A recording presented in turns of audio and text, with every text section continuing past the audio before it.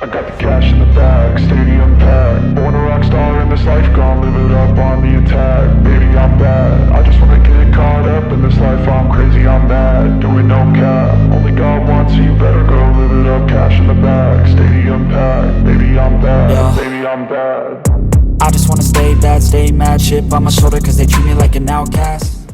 All right, time to get back. Get back to getting back on Uncle Sam. I'm back from California. Had my mini vacay, but I got some Zeus mount tabs for the front end. Moo! I'm trying to shoot a video over here. Moo's back there doing some naughty things to himself that making noise, but gonna undo those clecos there, get the front end off, so that way I can take and going to run a bar from the back side of this cup to that A-pillar bar where it's cleaned off. And then same thing over there, and then go from here down to the frame rail, from there down to the frame rail. Then after that, I believe I'm going to end up cutting this bar, those other bars, cut all that stuff out. So that way I can redo that, because these obviously are not long enough to attach. And I'm not gonna splice them. I'm gonna do it the right way. So front end's coming off. Gonna notch some bars, notch some more bars, and then cut some bars. And then go from there. So time to get to cutting.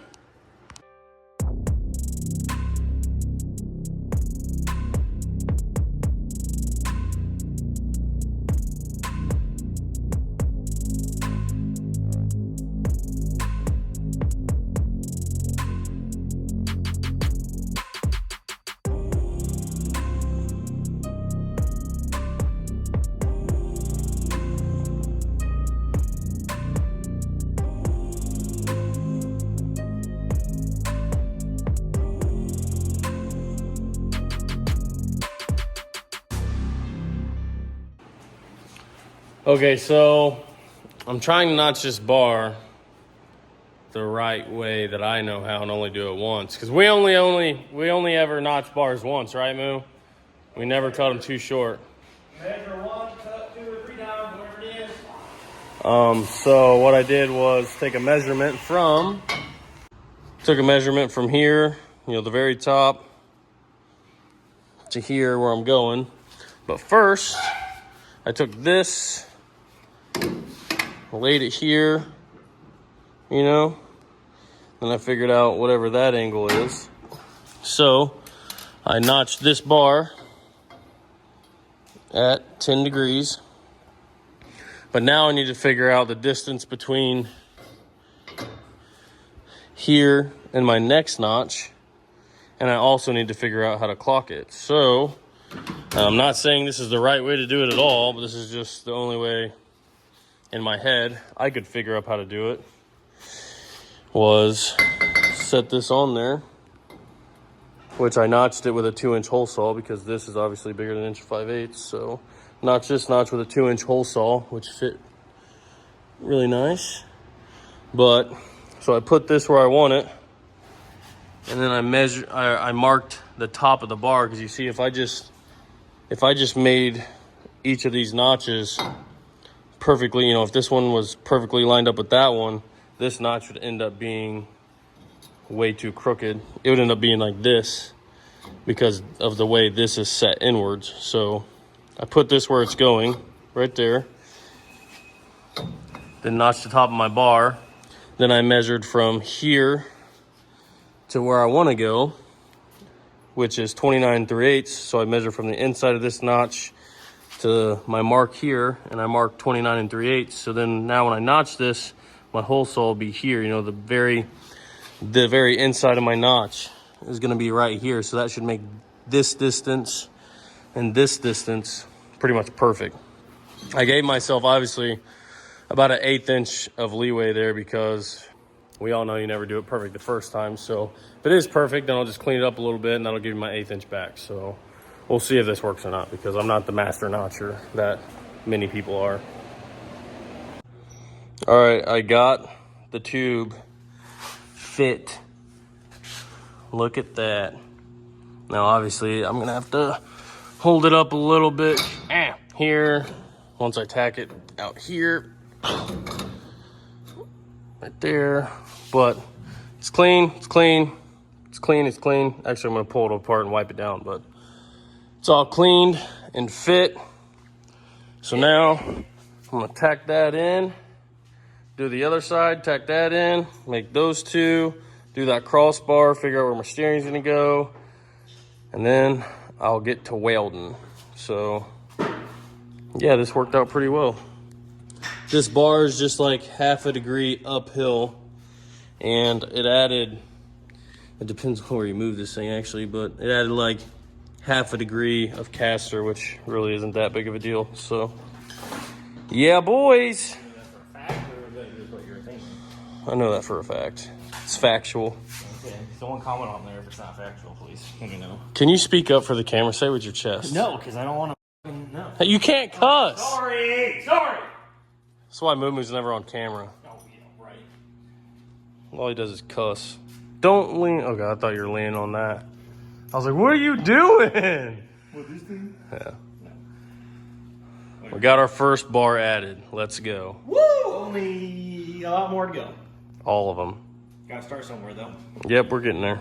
Come on.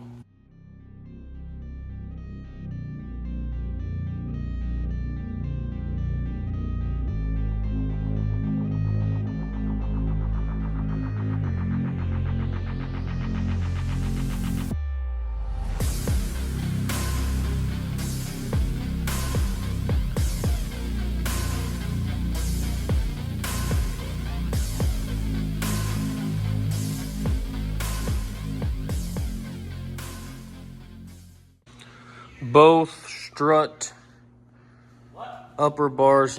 I'm doing the content.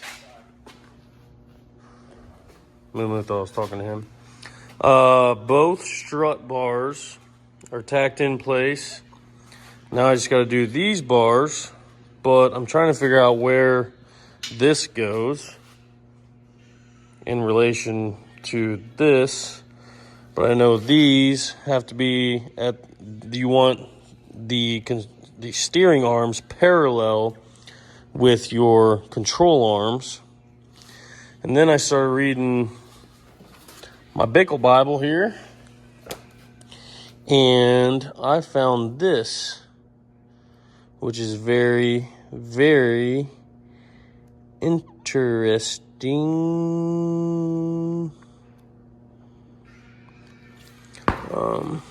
One sec.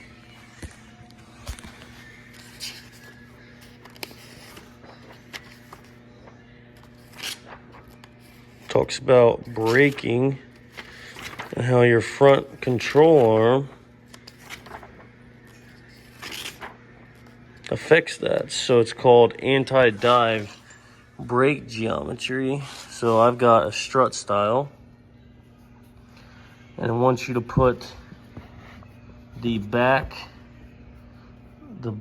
mount of your lower control arm higher than the front mount, so the instant center when you brake, I guess, doesn't make the car dive. You see it shows inertia, and you know that's basically your control arm instant center of your front. And once it, see how that's just a little higher than that, and it shows you in a picture here that the back of your lower control arm is on top of the tube. The front is lower, I think more parallel with the tube. So that way, the anti-dive, whatever they call it, I've never heard of it. We locate the rear lower control arm brackets slightly higher than our chassis to raise the IC and achieve anti-dive braking geometry. So, Uncle Sam is going to get anti-dive braking geometry, boys. And these control arms were on these struts that Peach King gave me. He gave me the struts, the steering, and these control arms are actually going to work out pretty much perfectly to where I don't have to order another kit or cut them up. So they'll be pretty much just like that. I just have to mount that back higher to achieve my anti-dive braking geometry. And then once that's mounted, then I will mount this to keep this arm up at the same angle as this. But I just need to know, I've called a few people and nobody answered. Maybe they're tired of me asking them race car questions. I need to know how far forward to mount this, because all the pictures I see, these, like the Tim Amos one is way forward and this arm is angled backwards towards the steering arm. So I'm not sure how far forward, because that's what I was looking for in here. And that's when I found the whole control arm anti-dive deal.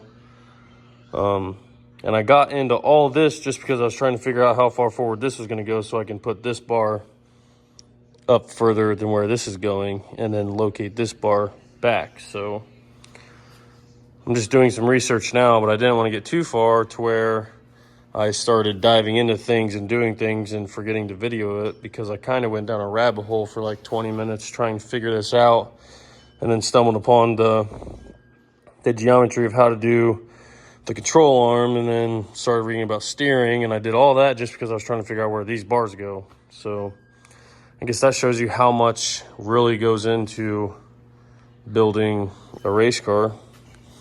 And I highly recommend getting this Jerry Bickle chassis performance guide, because there's so much in there that I never even knew was a thing. So you guys should buy it. One side is completely mocked up. Look at that, boy. I got a little bit of a gap there, but nothing major. Having a tubing notcher is a major game changer. I never thought, they're so easy to use if you just can do a little bit of math. And I've always been reluctant to get one because I thought they were so complicated, but I was completely wrong. I mean, look at this.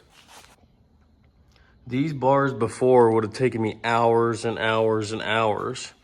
And I mean, it's taken me a few hours now, but it's the first time I've ever used a notcher. And also I've been, doing a bunch of research, like I said. So now that side, all I gotta do is copy this side to this side. Yeah. So obviously that side will probably be a little longer, since that side is an inch further back than this side. I'll still probably land them the same distance back on the tubes, but heck yeah, boys. So all I did was I put the control arm. I talked to Jason from Tin Soldiers, and I put this one like a 1/4 inch higher than this one. Put that one just a little bit up on the frame rail there to give this more travel down. As you can see, the back one just like a 1/4 inch higher. But once I had that, I put a mark, once I knew where that was going, I put a mark on the tube right there, and then measured from here, from there to there, and used this right here, bad boy, that I just got. This really big digital protractor, and it tells you degrees. This one ended up being like a 48 degree. This one ended up being like a 40 degree. And that gives you, technically that one should have been a 50. That should have been a 40 because that's 10 degrees back. But I think since it's, the bar is laid over that way a little bit, and then the notch is sideways. So I don't know if that changes it or not, and I did have to do a little grinding. So maybe that makes sense now that I actually think about it. But either way, I'm going to get the other one done. Get both these tacked in. Once those are tacked in, what was I going to do after that? Once those are tacked in, I can probably tack these bad boys on. Tack that one on over there, and then probably weld quite a bit around all these, before I cut all that stuff out. And then, yeah, just keep on going from there. This thing's just kind of falling together. It's going pretty well. I don't want to jinx myself. But I'm having a lot of fun. It's going together pretty well. It looks like a real race car now, you know. Strut cups, good struts, good rack, all the stuff that Alan hooked me up with. Super awesome front end. This thing's gonna be legit. It's gonna be faster. It's gonna be a lot faster. It's gonna be at least a lot stiffer and safer, and hopefully go straighter. Hopefully this takes that 3-wheel motion out of it once I tie the mid plate and stuff in a little better. But yeah, actually that was my plan. I'm gonna do these next 2 bars, tack in that crossbar there, and then I can cut those bars out and set the mock-up motor in there and set crank angle, all that.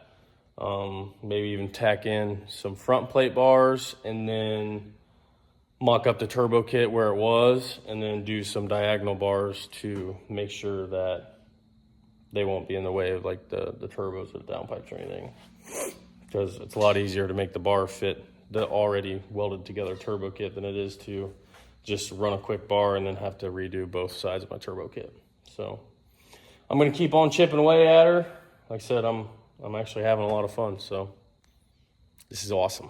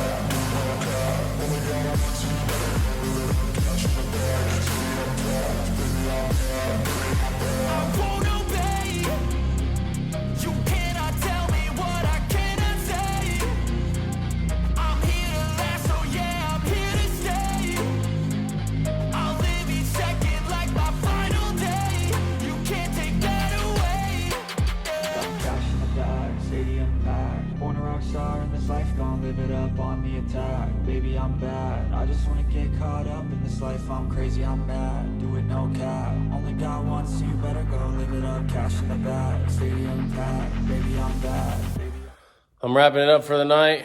I think I'm a little dirty, and I got a lot done tonight. I got both these strut bars done, both these strut bars done. Both of these, all 4 of these bars are welded in. I now know exactly where my rack's gonna go. I know where the control arm's gonna go. I know the control arms are gonna work.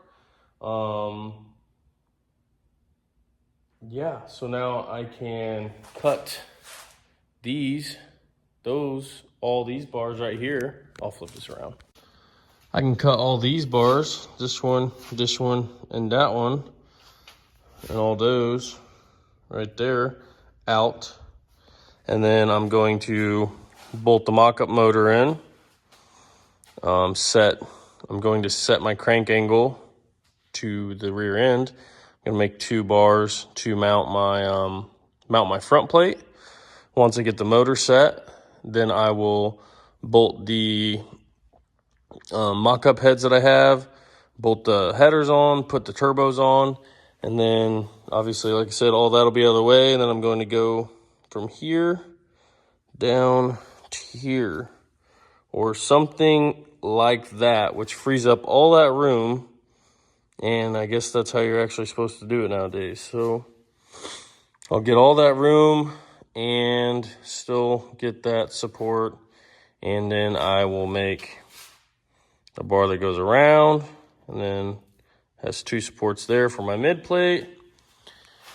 And then I will mount the control arms, both the control arms, mount the rack, And then I can put this thing on the ground. Yeah, the ground. It's gonna be a glorious day when Uncle Sam gets set on the ground, which I'm not going anywhere this weekend. I'm staying home this weekend. I'm gonna try to work on this thing. Today's Tuesday. If I work on it every night this week and all weekend, there's a possibility we could have this thing rolling by the end of the weekend. That would be amazing. And I'm going to be knocking out videos as fast and as quick as I can every night. I'm not going to get much sleep, but YOLO. So, yeah. Could you imagine that? This thing, if I just roll it in and out? That's going to be awesome. So, that'd be great because then it can be out of the way and I can get all this other junk out of here and we can have a grand old time. So, yeah, I'm going to clean up a little bit of my mess. I'm going to clean up myself, and then I'm going to go inside and I'm going to edit this video. I'm going to post it, and then tomorrow I will make another video, and I'll keep trying to, honestly, as long as I'm here at the shop, I'm going to try to do daily uploads every day that I work on this bad boy. So, yeah, these freaking hammer boys right here, these strut cups, they're legit. So it actually does have a spherical, it's still a little hot. There's a spherical bearing in there. So this can actually move, if it wanted to, or if you wanted it to. And this right here is an actual spanner. So when you adjust this down, which you'll see in my time lapses, I was adjusting them down and adjusting them back up as I welded to try to keep them from warping or anything. I put anti-seize in there. But as you adjust it down, you can spin this up and then lock it basically like you would a shock or coilover, so that way you can set your ride height. These things you can see are engraved. I made sure that I got the logo facing out so you can see them. Maybe when I paint it, I'll etch that logo back out because Hammer really hooked me up with these things, and I appreciate that a lot. And I know I've said it before, but I appreciate Alan for the shocks and the steering and stuff, man. It's stuff like this goes a long way, and I don't know if people realize how much little things like that help me, so it means a lot. And I'm just super excited and super happy to be getting this thing back together, especially as good as parts as I'm using. So I'm very fortunate and I'm very lucky and I'm very appreciative to get to be able to just put this thing back together and hopefully race again soon. So we'll keep chipping away at the stone, keep on keeping on like always, keep doing my best to do what I love. So come on.